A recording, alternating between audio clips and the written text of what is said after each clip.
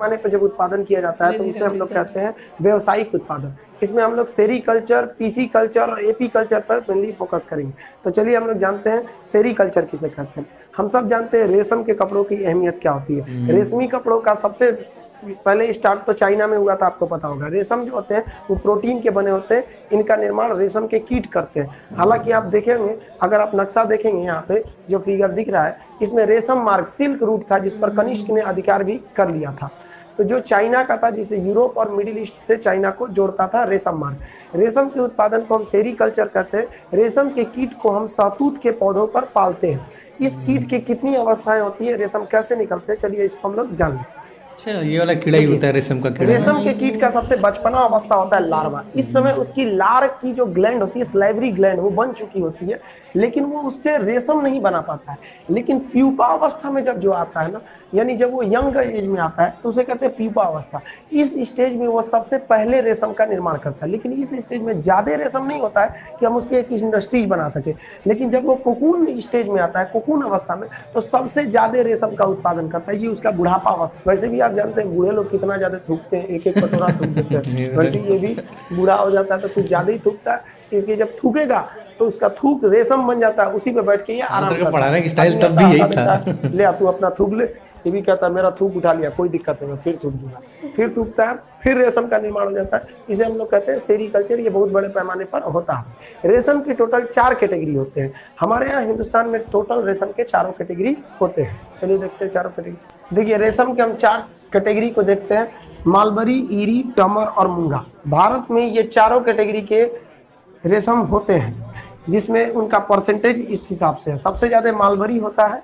ये percentage point में कुछ आगे पीछे हो सकते हैं। भारत में सबसे ज्यादा रेशम का उत्पादन कर्नाटक में होता है। रेशम प्रोटीन का बना होता है, जबकि जूट आप समझते हैं, जूट को हम लोग हिंदी में पटसन कहते हैं। जूट जो होता है हिंदी में इसे कहेंगे पटसन। ये किससे निकलता है? ये तना से निकलता है। जूट तना से निकलता है।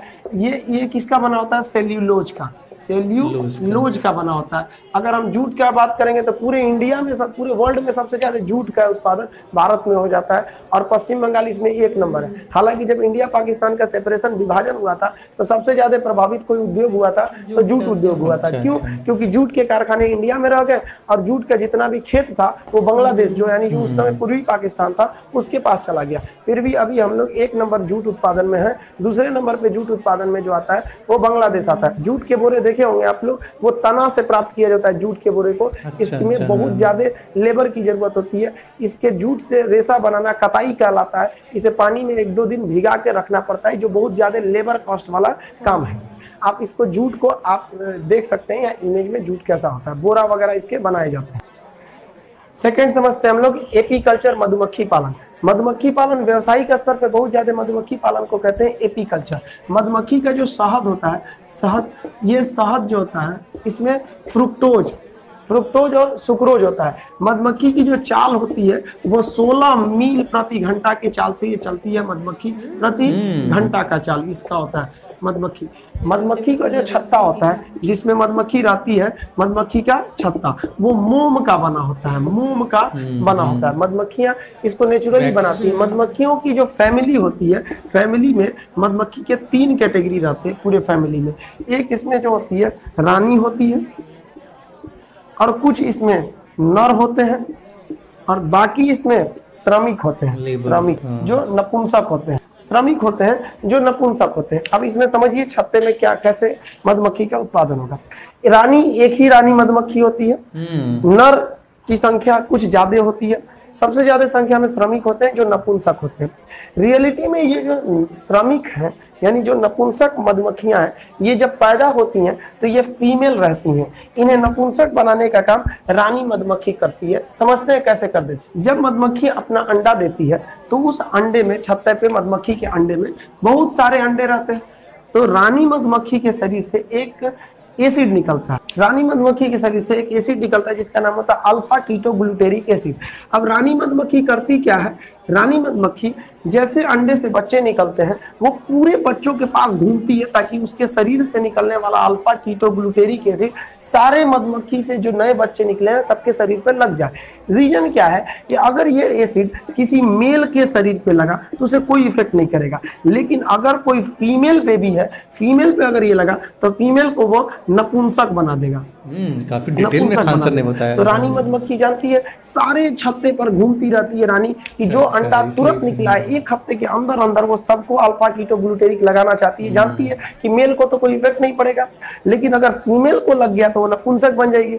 अगर फीमेल नपुंसक नहीं बनी तो आगे जाकर वो उसकी सौतन बन जाएगी, क्योंकि वो भी बड़ी होकर रानी बन जाएगी। और ये 1 हफ्ते के अंदर अंदर कर देना है, इसलिए वो रानी मधुमक्खी 1 हफ्ते के अंदर अंदर पूरे छत्ता को कर देती है और पूरे छत्ता के अंदर केवल और केवल नपुंसक मेल रह जाते हैं और रानी और बाकी नपुंसक हो जाते हैं सर। तो ये रानी मधुमक्खी का काम है। अब कभी कभी क्या होता है कि रानी मधुमक्खी पूरे छत्ते पर घूमती है और बाय द वे कोई एक फीमेल इस अल्फा कीटोग्लूटेरिक एसिड के संपर्क में नहीं आ पाती है और 1 हफ्ता का समय क्रॉस कर जाता है, अब उस पर ये एसिड काम नहीं करेगा। अब यही मधुमक्खी जो फीमेल थी बड़ी होकर रानी मधुमक्खी बन जाएगी। तो आप देखे होंगे एक छत्ता रहता है, उसके बगल में एक दूसरा छत्ता बहुत ही जल्दी लग जाता है। जो बच गई थी फीमेल बड़ी होकर रानी बनी और वह रानी इधर की ओर चल दी। इस पे से जितने भी मेल थे सब वो मेल इस रानी को, कुछ मेल यहीं रह गए और कुछ मेल उधर की ओर चल दिए। ताजा ताजा कली खिली है हम उसके दीवाने हैं, चल दिए सब उधर में। तो ये होता है आपका एपीकल्चर में, ये सिस्टम होता है। अब आप देखे होंगे कभी कभी मधुमक्खी के छत्ता पे आप क्या मानिए, अगर वो नपुंसक को लग गया, नपुंसक को, तो 2-4 नपुंसक दौड़ा के काटेंगे और अगर मेल को लग गया तो 10-15 आ जाएंगे उसको काटने के लिए। और अगर गलती से रानी मधुमक्खी को लग गया तब रानी दौड़ेगी तो उसके पीछे मेल दौड़ेगा, सब मेल के पीछे पीछे नपुंसक दौड़ेगा कि मैडम कहाँ कहाँ कहाँ कहाँ। अब वो जिनको काटेंगे सब उनको बर्बाद कर देंगे सर।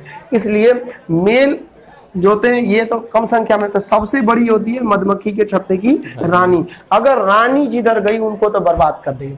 कभी कभी आप एक चीज और देखे होंगे, कोई कोई छत्ता जो होता है ना वो खाली हो जाता है, उस छत्ते पे कोई मधुमक्खी नहीं रहती है, तो छत्ता खाली कैसे हो जाता है।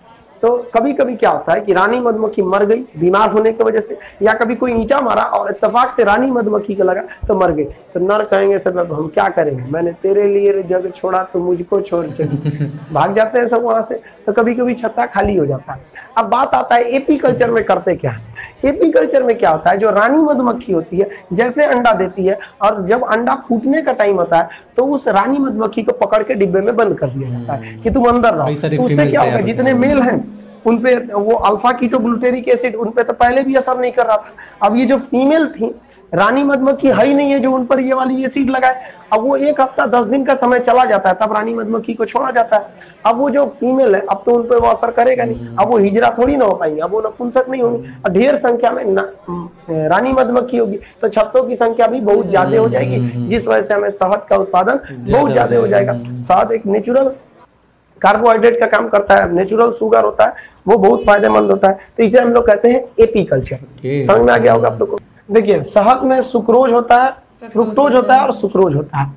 जबकि चीनी, गन्ना या चुकंदर की बात करेंगे तो इसमें सुक्रोज होता है। मीठा जो होता है वो फ्रुक्टोज होता है। फ्रुक्टोज सुक्रोज से 1.7 गुना ज्यादा मीठा होता है। हालांकि एक केमिकल आता है सेक्रीन, वो सुक्रोज से 500 गुना ज्यादा मीठा होता है। अगर आप टोटल और मीठा की बात करेंगे तो सेक्रीन होगा, बट ये नेचुरल चीज नहीं है, ये आर्टिफिशियल चीज है। नेचुरल में सबसे ज्यादा मीठा जो होता है वो फ्रुक्टोज होता है। अब बात करते हैं मधुमक्खी के वर्किंग के एरिया का। तो मधुमक्खी जो होती है वो श्रम विभाजन के सिद्धांत पर काम करती है। इनमें सबका काम आपस में बटा होता है। रानी मधुमक्खी का काम क्या होता है, वो अंडे देती है। नर मधुमक्खी रानी के साथ रहती है। अब बात करते हैं नपुंसक की, जो बेचारी पहले फीमेल थी लेकिन अल्फा कीटोग्लूटेरिक एसिड के शिकार होने के कारण अगर ये एसिड 1 हफ्ता के पहले लग गया तो बेचारी नपुंसक हो जाती है। अब उनका क्या करे, इस भरी दुनिया में कोई भी हमारा ना हुआ, घर तो घर थे अपनों का सहारा नहीं। तो ये श्रमिक जो होती है अब ये क्या करेंगी, छत्ता निर्माण करेगी और शहद बनाएगी। सबसे बढ़िया ये दोनों बेचारा आराम करते रहते हैं सब मधुमक्खी के छत्ते पर। अब बात करते हैं मधुमक्खी की भाषा क्या होती है। मधुमक्खी अपनी भाषा नृत्य को देख के करती है, वो डांस करके अपनी भाषा का निर्माण करती है। उसी डांस को देखकर, नृत्य को देखकर मधुमक्खी अपना रास्ता को पहचान कर लेती है। मधुमक्खी की भाषा भाषा की खोज सबसे पहले 1973 में सर जॉन वॉन फ्रिश ने किया था। 1973 में सर वॉन फ्रिश को नोबेल पुरस्कार मिला क्योंकि वो मधुमक्खियों की भाषा की खोज की थी। उनकी भाषा उनके नृत्य के माध्यम से होता है। मधुमक्खी में एक चीज अच्छाई क्या है कि वो विद्युत चुम्बकीय यानी इलेक्ट्रोमैग्नेटिक वेव को वो देख सकती हैं। अब इनसे एक प्रॉब्लम भी आता है, ये जो हम लोग टीवी टावर मोबाइल टावर लगाए इस पे भी विद्युत चुम्बकीय तरंगे निकलती हैं। अब वहाँ बहुत ज्यादा मात्रा में विद्युत चुम्बकीय तरंगे निकलती हैं तो मधुमक्खियों को लगता है कि ये तरंगे मेरे छत्ते से आ रही हैं जहाँ पे हम वो छत्ता बनाए हैं, तो वो सारी की सारी मधुमक्खियां उस टीवी टावर की ओर चली जाती हैं और अपना रास्ता बदल देती हैं, भटक जाती हैं। इसलिए ये मोबाइल टावरों के रेडिएशन से मधुमक्खियों पर निगेटिव इफेक्ट पड़ रहा है।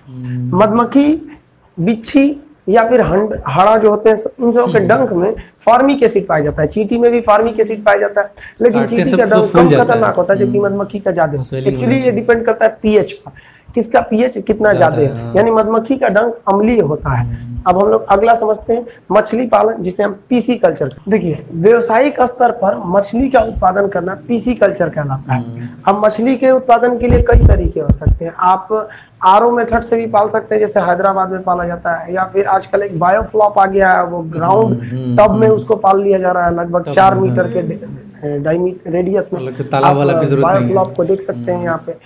अब मछली को हम लोग जो पुराना विलेज मेथड है उसको कैसे पालते हैं, तो एक्चुअली मछली पालने के लिए जो तालाब होता है वो तालाब 5 फीट गहरा होना चाहिए, ये पीसी कल्चर के लिए, जिसमें पानी जो होना चाहिए वो केवल 4 फीट तक ही पानी होनी चाहिए। अब आप मछलियों की भी कैटेगरी देंगे, कई ऐसी मछलियां होती हैं जो बहुत गहराई में रहती हैं, तो आप इसमें 3 तरह के मछलियों को डाला जाता है। बहुत गहराई में रहने वाली मछलियां नीचे चली जाती हैं, मीडियम गहराई वाली ऊपर, और कम गहराई वाली ऊपर रहती है। यानी एक ही तालाब में आप 3 तरह की मछलियों को पाल सकते हैं। मछलियों का सबसे बड़ा भोजन होता है अमोनिया। अमोनिया कहाँ से आएगा, तो इसके लिए एक सबसे बेस्ट तरीका क्या होता है, बत्तख। बत्तख का जो बीट होता है, यानी जब बत्तख लेट्रिन करता है तो वो मछलियां उसके लिए सबसे प्रोटीन वाला खाना होता है, मछलियां उन्हें खा लेती हैं। अब बत्तख जो मछलियों को नुकसान करने वाला कीटाणु होते हैं, बत्तख उन्हें खा जाते हैं, तो दोनों के साथ एक चेन रिएक्शन चलते रहता है। बहुत अच्छा बात है। अब बत्तख से मछलियां डर जाती हैं तो बत्तख को देख के मछलियां भागती हैं। मछली जितने भागेंगी उनका एनर्जी उतना खत्म होगा और बहुत जल्दी बढ़ेंगी।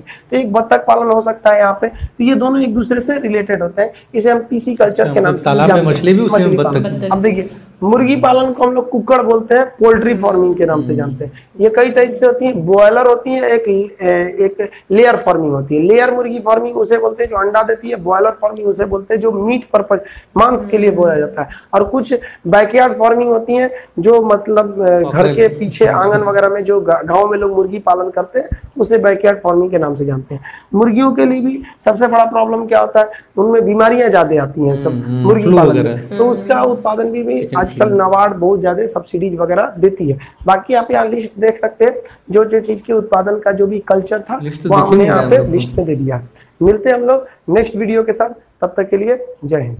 वो तब भी थी, तो बहुत अच्छा लगा वीडियो यार, और बहुत ज़्यादा जानकारी मिल गई आज मधुमक्खियों को लेकर, मतलब काफ़ी डीप नॉलेज। वैसे हम लोग सोचे नहीं थे ना कि इतना भी इनका बड़ा दुनिया होगा मधुमक्खियों का भी। सोचो मधुमक्खियों की पूरी एक लाइफ है, लेकिन ऐसे ऐसे साइंटिस्ट हैं जो लोग रिसर्च करते रहते हैं मधुमक्खियों पे कि उनकी लैंग्वेज क्या है, वो किस तरीके की एक्टिविटी करती हैं। तो नॉर्मल लोगों को लगेगा कि यार ये कैसा काम है, लेकिन भाई जो पागलपन होता है उसके लिए वो बहुत मज़ेदार काम होता होगा एकदम। और जैसा कि उसमें कह रहे थे कि जो मधुमक्खियां होती हैं वो रेडियो एक्टिव मतलब तरंगे जो होती हैं उससे अपने घर का छत्ते का पता लगाती हैं, और आज के टाइम में जो ये मोबाइल टावर वगैरह है उससे। गाइज आपको यह मैशअप रिएक्शन का वीडियो कैसा लगा, अपने थॉट को नीचे वीडियो के कमेंट में जरूर बताइएगा। वीडियो पसंद आई हो तो वीडियो को लाइक जरूर कर दीजिएगा, चैनल पे नए हैं तो चैनल को सब्सक्राइब जरूर कर लीजिएगा। तो थैंक यू, मिलते हैं नेक्स्ट वीडियो में।